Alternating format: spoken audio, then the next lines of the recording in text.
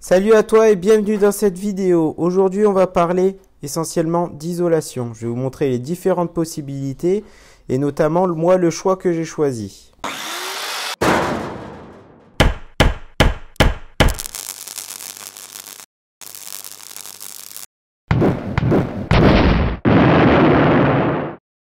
Il faut savoir qu'un fourgon est essentiellement constitué d'acier pour les parois. Donc ça, c'est vraiment un point positif parce que c'est très léger. Et ça, c'est l'ennemi d'un fourgon aménagé parce qu'il ne faut pas dépasser les 3,5 tonnes. Par contre, c'est un excellent conducteur thermique et phonique. Et c'est bien ça le problème. Pour vous donner un peu une image, en fait, c'est un peu comme une casserole remplie d'eau qu'on va mettre sur le feu. Le feu, il va chauffer la casserole et la casserole va chauffer l'eau. Et bien c'est exactement pareil avec un fourgon.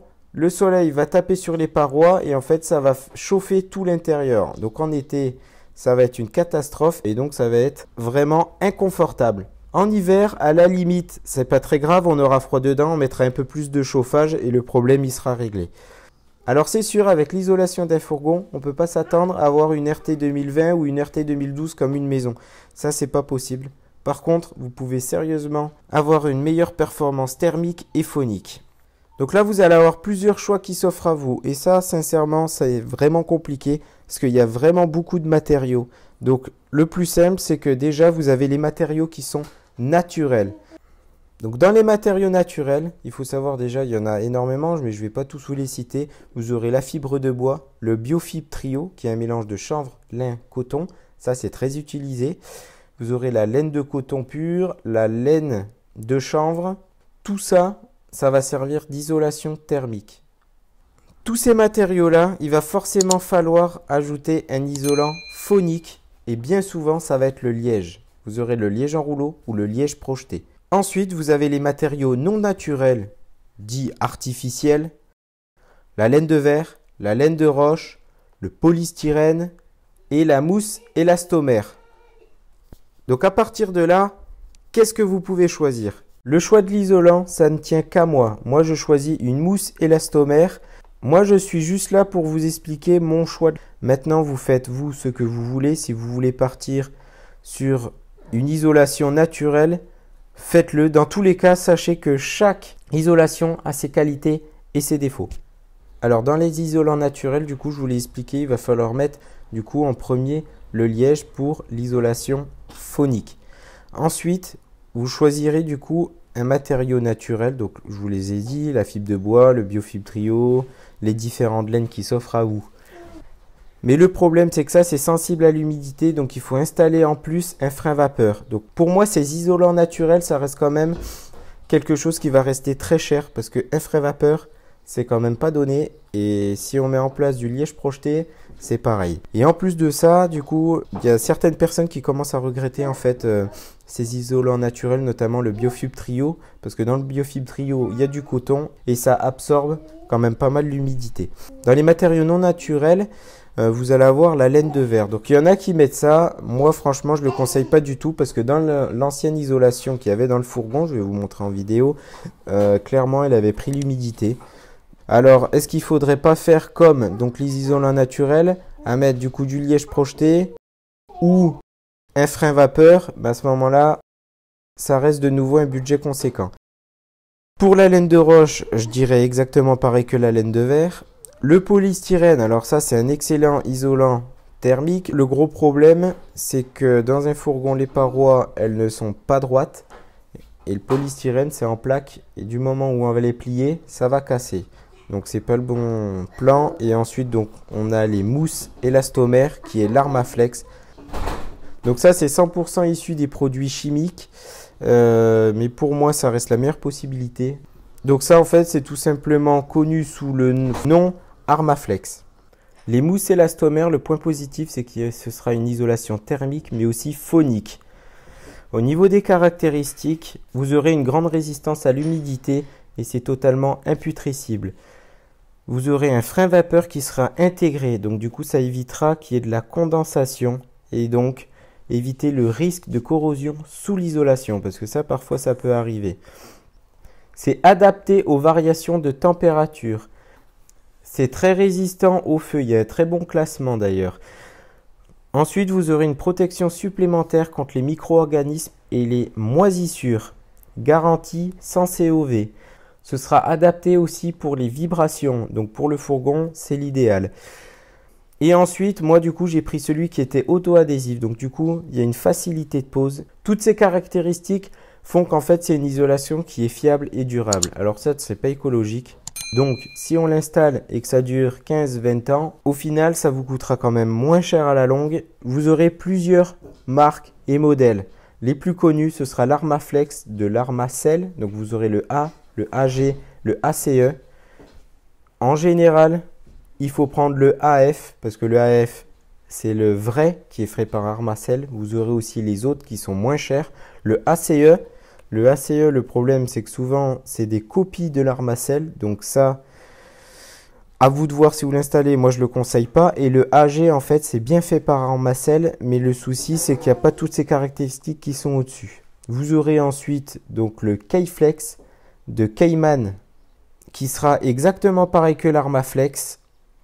Il n'y a aucune différence. C'est exactement les mêmes caractéristiques. La seule différence qu'il y a, en fait, c'est le prix. C'est que c'est 20% moins cher. Pourquoi en fait cette différence de prix? C'est que tout simplement l'Armaflex est le plus connu. Donc en fait vous payez la notoriété. Donc moi du coup pour mon cas c'est juste pour les parois et le plafond et c'est un Renault Master L3 H2. J'ai utilisé 2 rouleaux de K-Flex en 19 mm. Donc chaque rouleau ont 6 mètres carrés et un rouleau de K-Flex en 6 mm qui fait 18 mètres carrés.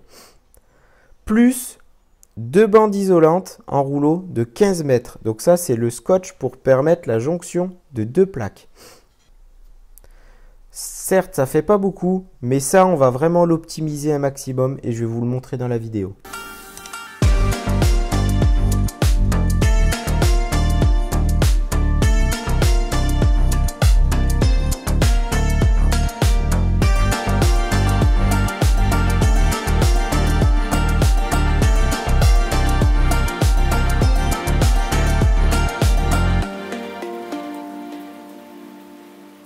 Ça y est, le nettoyage du coup il est terminé. Donc pour les parois, là je vais utiliser du papier craft pour faire des patrons comme j'ai fait ici.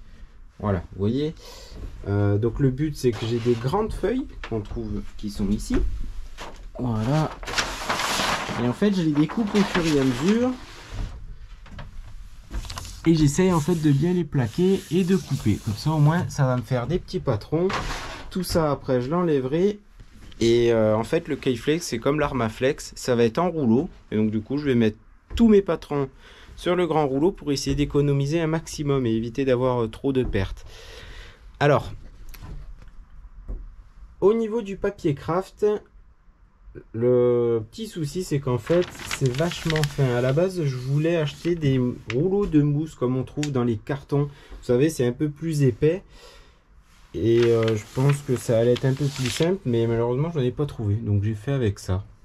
Voilà, mais si vous faites l'isolation et que vous avez des rouleaux en mousse, que même dans les colis et compagnie, utilisez ça, je pense que ce sera beaucoup plus simple, parce qu'en fait c'est beaucoup moins souple. Voilà, alors que le papier craft c'est du papier, donc c'est un peu plus galère. Je vais vous montrer comment je fais pour une petite paroi, après le reste je vais pas le filmer, je trouve que c'est pas très intéressant quand même, donc voilà.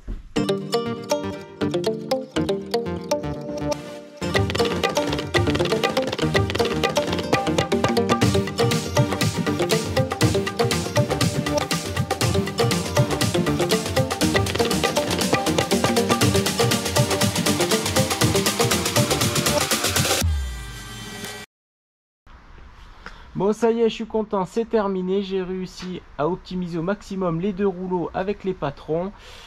Là la prochaine étape ça va être donc de tracer tout le tour des patrons. Donc je vais prendre tout simplement un marqueur et je vais essayer de laisser une marge de chaque côté de 2 mm au moins. Si au cas où j'ai été un peu juste, on ne sait jamais.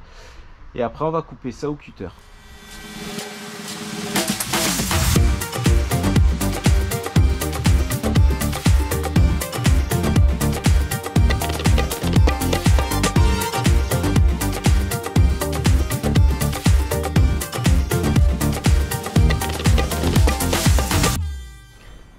C'est bon, le traçage est terminé, comme vous pouvez le voir.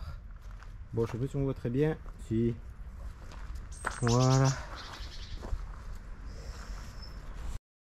Donc ça c'est terminé. La prochaine étape, ça va être la découpe. Mais j'arrête pour aujourd'hui parce que là déjà on est en plein mois de décembre. Alors vous, quand vous regarderez la vidéo, je sais pas quand est-ce que ce sera.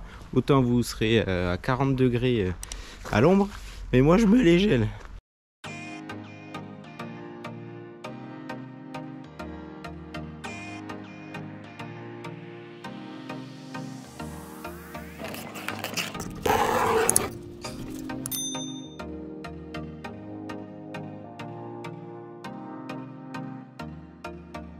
Voilà, le problème que j'ai à chaque fois là, mais il y a un creux. Quand vous essayez de rentrer la plaque, mais une fois que vous enlevez le papier derrière, ben vous pouvez plus le glisser.